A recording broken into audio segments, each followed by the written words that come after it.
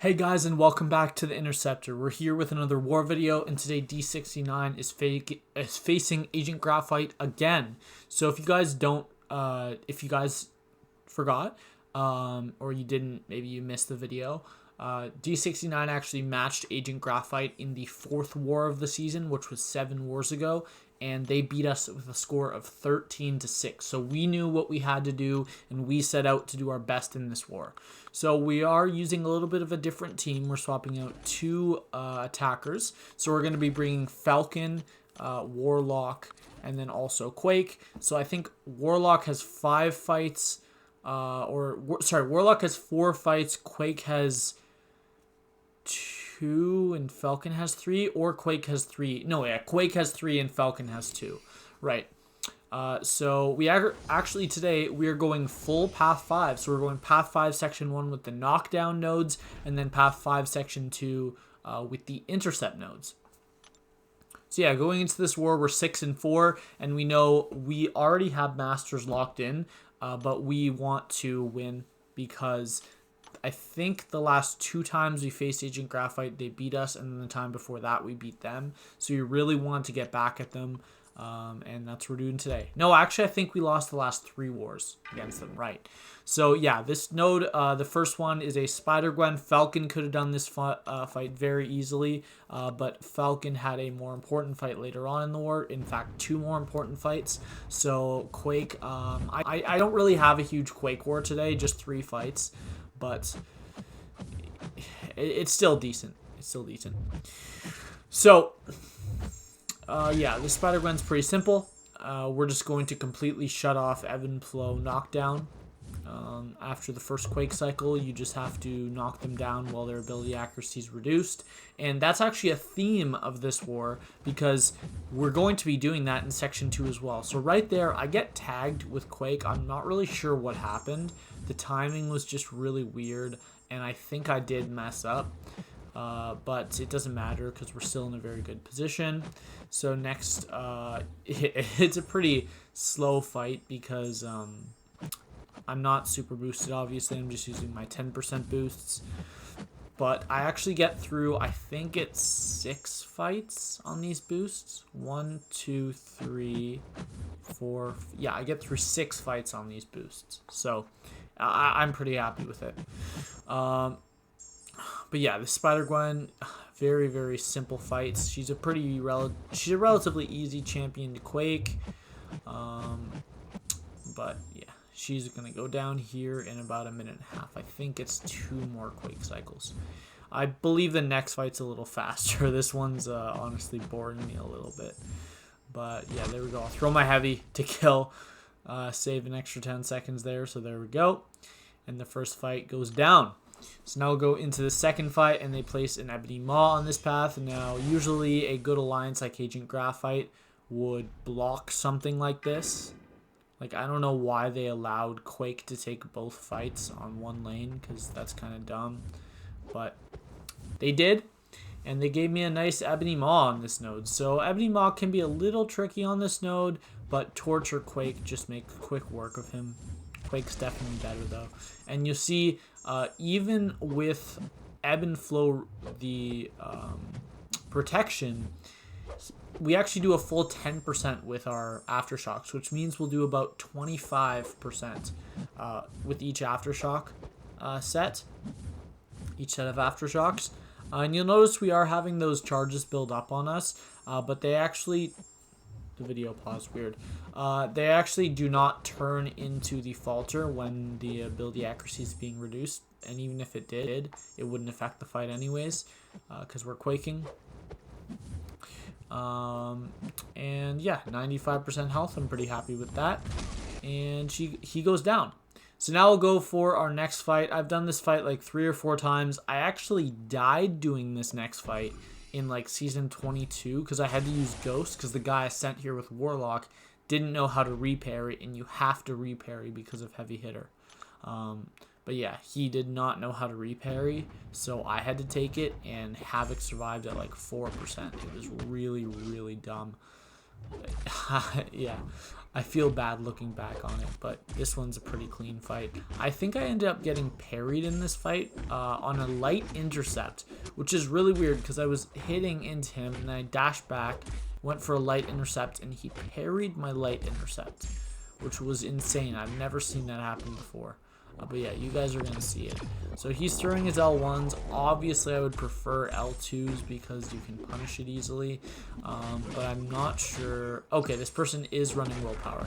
But this node also has on it power. What's it called? Power reversal? No, it's not power reversal. Power alternator, right. So yeah, right there, as you can see, my light intercept got parried, which is just insane that that can happen. But yeah, it's the first time it's ever happened to me. But yeah, that is what happened. And Havok's down. So this is a very simple fight. If I hadn't gotten parried there, I probably would have been around 97, 98%. But yeah, it's pretty good. And next we will go into another Warlock fight. So I had run, take Modok on Power Snack, and then I'm going to go into this Moleman. So this is a 6-star rank 3 Moleman on Mixed Master. And what are you doing, Thinter? Stop healing Warlock. You're so dumb. What am I doing? I don't know what I was thinking. I remember as soon as I hit heal with the blast potion, just a wave of stupidity, like the realization of how dumb I am to heal up a Warlock. I don't understand. But yeah, right here I threw an L2 and I'm like, okay, he's purifying every single debuff I inflict. So what I'm going to do for the rest of the fight is throw L3s. And I do know, I think I do it like 5 or 6 times. I think I do it every time I bait an L1. I am going to go in and punish with a medium, and I know it is 100% going to be evaded, but I'm just using it for spacing, and it is completely intentional. I'm fully aware of the interaction. So right here, I'm at 2 infections. I'm going to throw my L3. I think I throw off 3 L3s in this fight, and I would have been at full health if I hadn't used a single potion. After this one, I would have been around 90, and then 96 or 97, and then 100. So I would have healed up to 100% in this fight if I'd used no potions. And for some reason, I'm just being an absolute moron, and I'm throwing away potions for no reason. But yeah, that's what I do apparently. So right there, I think that might be the only time I don't counter. So right there, I pushed an L2. This person is running willpower, and there are times where I can get debuffs to stick when he's in his frenzy, I believe it's called. And you guys will notice that he does have willpower, like right there. It was like a very split second, but you can see him right here losing health, being power drained. So yeah, there's that. But doesn't really affect Moleman that much.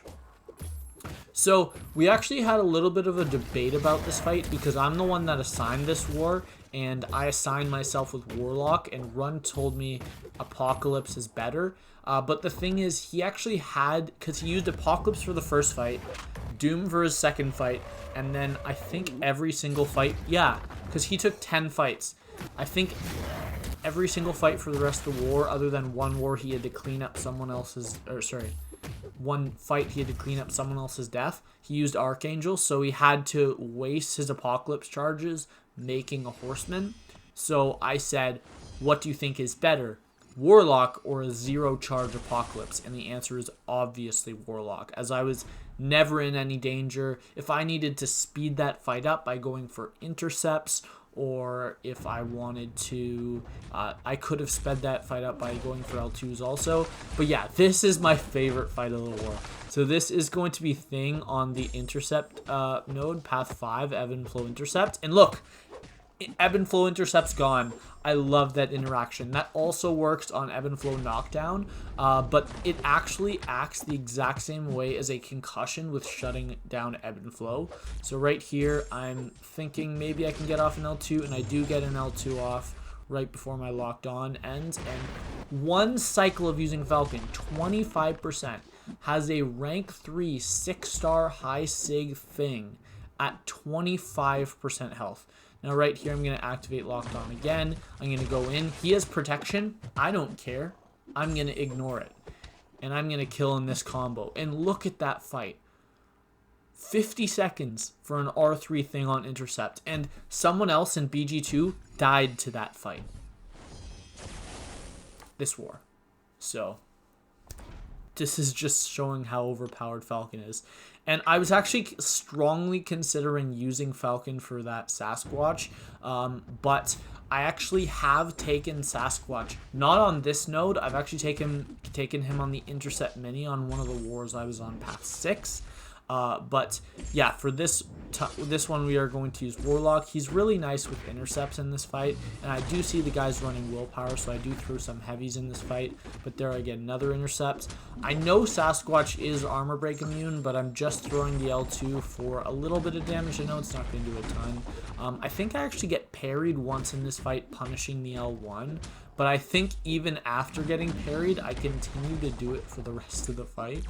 And I'm pretty comfortable when Sasquatch uses his heavy when he's in Wrath, punishing it. So we're going to do that the entire fight. Every time he's in Wrath and he throws a heavy. Right there, that was the only time. I did look back. I was late. Is 100% my fault that happened. And we're going to throw an L2 here, even though we have protection, because he's half dead and it's been a minute. So I'm in absolutely no danger of timing out right there. And then we're going to draft back, try to hit the intercept. He gives me another chance. Still not hitting it, but right here he's at low power. Okay, I can do a little bit of a combo. I do hit the intercept. And yeah, we're just taking off a little bit. I think he's about to go into Wrath right here. Yeah, perfect. And now he is going to get that regeneration, but all that's actually going to do is it's going to drain his power. That's all it's going to do. And then right here, we're having the perfect counters to the unstoppable timer. Now, I don't actually know who the objectively best option is for the Sasquatch. I would think it might be Warlock, honestly. I think Falcon and Torch are also incredible options. I might be a little bit worried with Torch for hitting the Protect cap.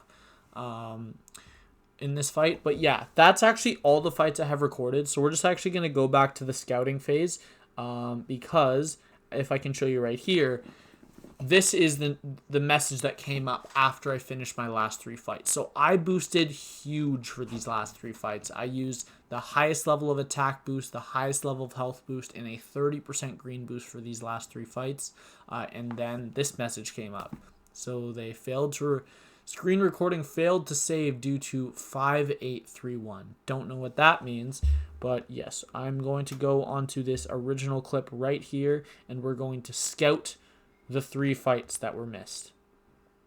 Or rather,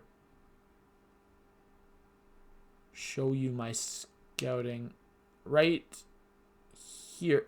I think they're almost all visible. Ha! Right there. They're all visible. No. Okay. We're going to pause it right here. They're all visible. All right. Oh, I also have to thank Victory because he is the one that gave me the pre-fight for Moleman. He also gave me a pre-fight for iHulk. And then shout out to JK. No, wait. JK? Yeah, shout out to JK for giving me the pre-fight on Weapon X. So those guys, thank you. But we took that Void that you guys see on that Intercept Mini. I'm not sure what node it is. I think it's node 39. I'm not sure. But yeah, we took that Void with Falcon. It was even faster than the Thing fight. Void on that node is probably the most common placement for Void. Falcon shredded him. He was dead in 40 seconds. So the first the first set of Locked On, I got to an L2 and I got him down to like 18 or 17% health with my L2 crit because I was super aggressive. And then I cleaned him up before my next Locked On even came back. I lost like 4% health. I ended with like 96. It was just an incredible fight. And then we go into the iHulk. It is a rank 3 6-star iHulk, by the way. And the Void was also a rank 3. Like I said, I had Victory give me the White Magneto pre-fight. I quaked that fight. It took, I think it was 3.5 minutes. I think I had a minute and a half left just because he has a massive health pool and he has a lot of physical resistance. But it was a very straightforward fight. We both ended the fight at 0 power. I didn't get hit. I didn't parry by accident. I didn't hit him. It was just a perfect Quake fight. And then I went into that 6-star rank 2 Weapon X on, what's the node? Stunning Reflection. And I actually used Warlock. So Warlock was the perfect counter. So if you see Weapon X on that node, use Warlock. Because you do have to intercept for almost every single opening the entire fight. Because he's fully unblockable for the majority of the fight. But if you are comfortable doing that, it is the easiest fight in the world. I think I ended with 90%. I got tagged once. The way I got tagged is because sometimes when he was being really passive and not going for my intercepts, I would try to block bait out a heavy. And while he's unblockable, he can throw a quick light attack.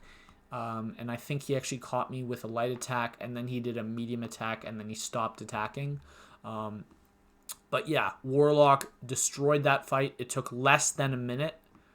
It was such a good counter. I'm not even running suicides. And then I moved up to the Doom, and then JK put the pre-fight on. And then also, Floatin did a great job of soloing the boss with no Fantastic pre-fights. No Mr. Fantastic pre-fights, so that's awesome. But yeah, now let's get to the results of this war. So this war, much like last war, was incredibly close for the entirety of the war. The whole war, it was super, super close, and we didn't know who was going to win. We were winning for the whole war, and then right at the end, in like our 140th fight, we died, and the war was tied 3-3. So we cleaned up the rest of the 10 fights. We didn't die. They took down their third boss, and they had 12 fights left in one battle group without the global, and they died. Now, they didn't actually die. I think he actually disconnected. I'm not 100% sure on that, but that's what I think. And we end up defeating Agent Graphite 4-3. So once again, just like last war against Nope, we're winning a war by 1 death. But 3 deaths for D69 is actually the best we've ever done. Last war, we set our record with 4, and then we're setting it again. So next war, it's going to be 2 deaths. But yeah, that's actually going to be it for this war. That puts us 7-4 on the season. And as far as ranking goes, I will show that in just a moment.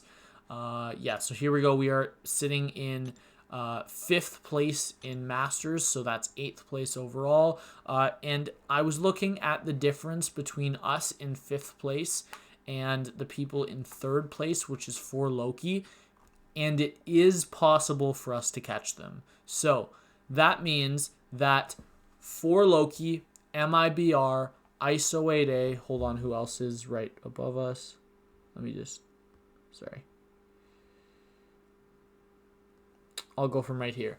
So yeah, if all of the alliances above us lose and we win our war by enough attacker kills, and they may, I think they have to leave up a few nodes as well, but we could get into 3rd place.